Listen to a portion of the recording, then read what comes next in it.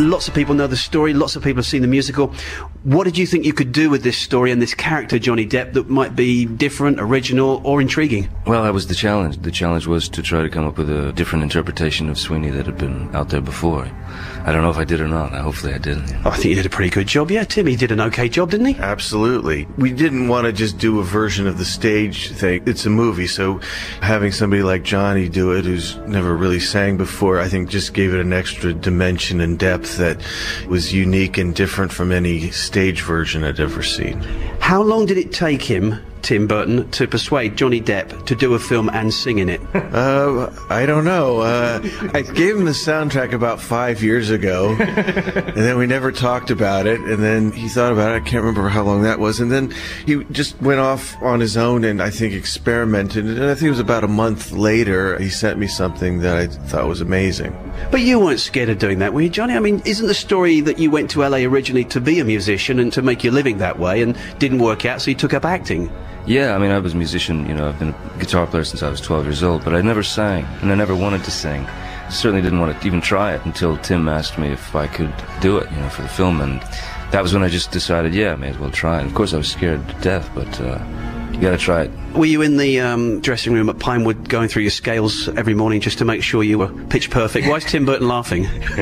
No, because the thing is, I think everybody expected that I'd be standing in front of a piano doing scales and arpeggios and whatnot, and it just didn't happen that way at all. These are my friends. See how they glisten.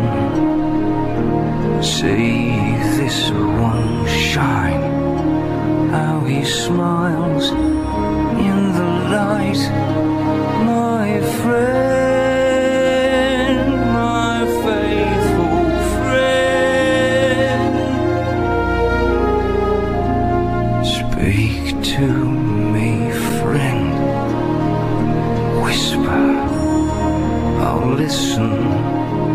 I think it sounds great. I think it's from the David Bowie, I thought Anthony Newley school of vocalization. Is that a fair comment? Absolutely, Anthony Newley, definitely. You know, the funny thing is I didn't ever think of Bowie, although he's certainly a huge influence on my life because he's an amazing singer and songwriter.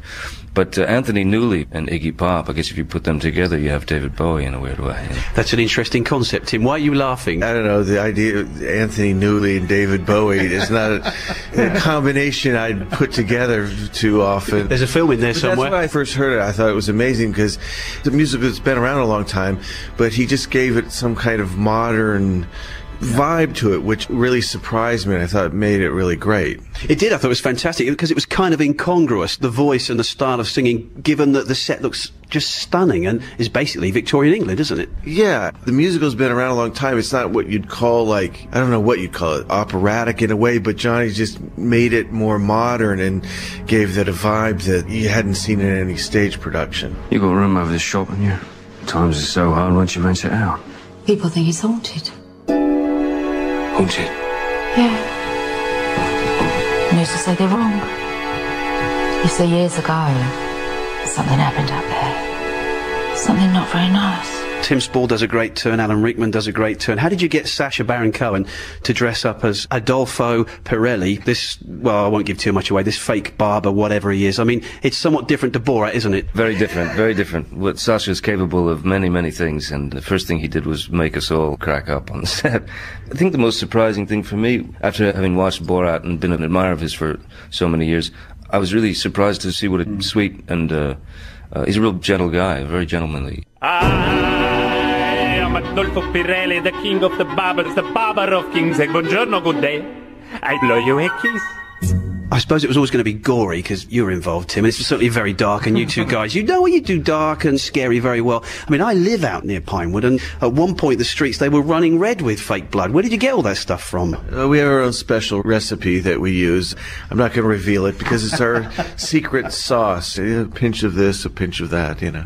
Tim Burton, Johnny Depp, thank you for talking to Steve right in the afternoon. Good luck with the film Sweeney Todd, the Demon Barber of Fleet Street. Don't sit in that chair. Excellent. And the movie opens at UK cinemas next Thursday, January 24th.